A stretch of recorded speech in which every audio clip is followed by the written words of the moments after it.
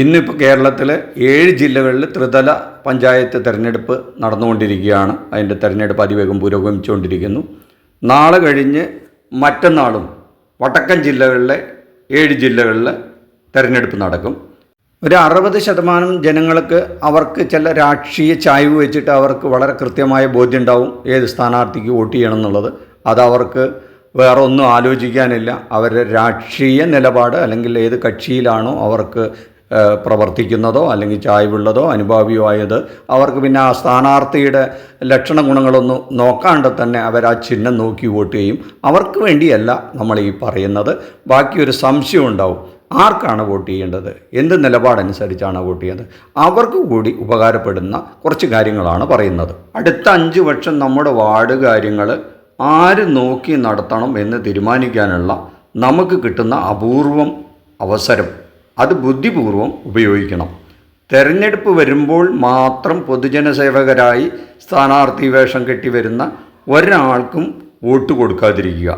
നിങ്ങൾക്കൊരാവശ്യം വന്നാൽ ഓടിയെത്തും എന്ന് നിങ്ങൾക്ക് ഉറപ്പുള്ള സ്ഥാനാർത്ഥികൾക്ക് കക്ഷി രാഷ്ട്രീയം നോക്കാതെ വോട്ട് ചെയ്യുക.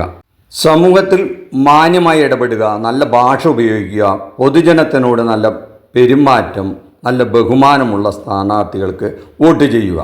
ആധുനിക ലോകത്തിന് ചേരുന്ന ചിന്താഗതി പുലർത്തുന്നവരെ എന്ന് വെച്ചാൽ ജാതി മത വർണ്ണ ചിന്തകളൊന്നുമില്ലാതെ വർഗീയ ചിന്തകൾക്ക് അടിമപ്പെടാത്തവരായ സ്ഥാനാർത്ഥികളെ തിരഞ്ഞെടുക്കാനായി ശ്രദ്ധിക്കുക. അത്തരം ആൾക്കാർക്ക് വോട്ട് ചെയ്യുക.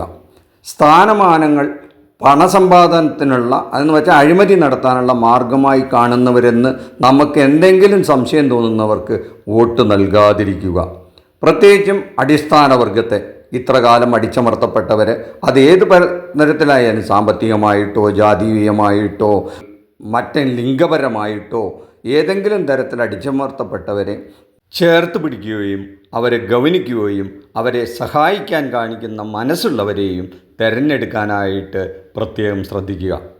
എന്ന് മാത്രമല്ല, നിൽക്കുന്ന സ്ഥാനാർത്ഥികളിൽ പലരും ഇതിനു മുമ്പ് മെമ്പർമാരായവരാവും. അവരുടെ കഴിഞ്ഞകാല പ്രവർത്തനങ്ങളെ വിലയിരുത്താൻ നമുക്ക് സാധിക്കണം. അവരെന്ത് ചെയ്തു, എന്ത് ചെയ്തില്ല എന്നുകൂടി വിലയിരുത്തിക്കൊണ്ടാവണം അവർക്ക് അവരെ വീണ്ടും നമ്മൾ തിരഞ്ഞെടുക്കേണ്ടത് എന്നുള്ള കാര്യത്തിൽ ഒരു സംശയവുമില്ല. അങ്ങനെ നല്ല പ്രവൃത്തി ചെയ്തവരെ വീണ്ടും പ്രവർത്തിക്കാനുള്ള അവസരം കൊടുക്കുന്നതിൽ ഒരു തെറ്റുമില്ല. കാരണം ഓരോ പാർട്ടികളും 2 കൂടുതൽ അവസരങ്ങളൊന്നും കൊടുക്കാറില്ല. അങ്ങനെ നിൽക്കുന്നുണ്ടെങ്കിൽ ഏത് സ്ഥാനാർത്ഥികളാവട്ടെ, ഏത് രാഷ്ട്രീയക്കാരാവട്ടെ, എന്നും നല്ല പ്രവൃത്തികൾ ചെയ്യുന്ന മെമ്പർമാരെ പഞ്ചായത്തിലേക്ക് ഒരു മുതൽക്കൂട്ടാണ്. അവരുടെ പ്രവർത്തനം സമൂഹത്തിന് അത്യാവശ്യവുമാണ്. ഇത്രയും പറഞ്ഞതിൽ നിന്നൊക്കെ എന്തെങ്കിലും തരത്തിൽ സംശയം ബാക്കിയുള്ളവർക്ക്, ആർക്ക് വോട്ട് ചെയ്യണം എന്നൊക്കെ ആശങ്കപ്പെടുന്നവർക്ക്, സംശയിച്ച് നിൽക്കുന്നവർക്ക് ഇത്തരം കാര്യങ്ങളൊക്കെ പരിഗണനയിലെടുത്താൽ തങ്ങൾക്കും ഒരു നല്ല മെമ്പറെ തിരഞ്ഞെടുക്കാൻ പറ്റുമെന്നുള്ള കാര്യത്തിൽ പരിപൂർണമായ വിശ്വാസമുണ്ട്. എല്ലാവരും അവരവരുടെ വോട്ടവകാശം വളരെ ബുദ്ധിപൂർവമായി വിനിയോഗിക്കുക. എല്ലാവരും വോട്ടവകാശം രേഖപ്പെടുത്തുക. നന്ദി, നമസ്കാരം. മറ്റൊരു വിഷയമായി മറ്റൊരു എപ്പിസോഡിൽ കാണുന്നവരെ താങ്ക് യു.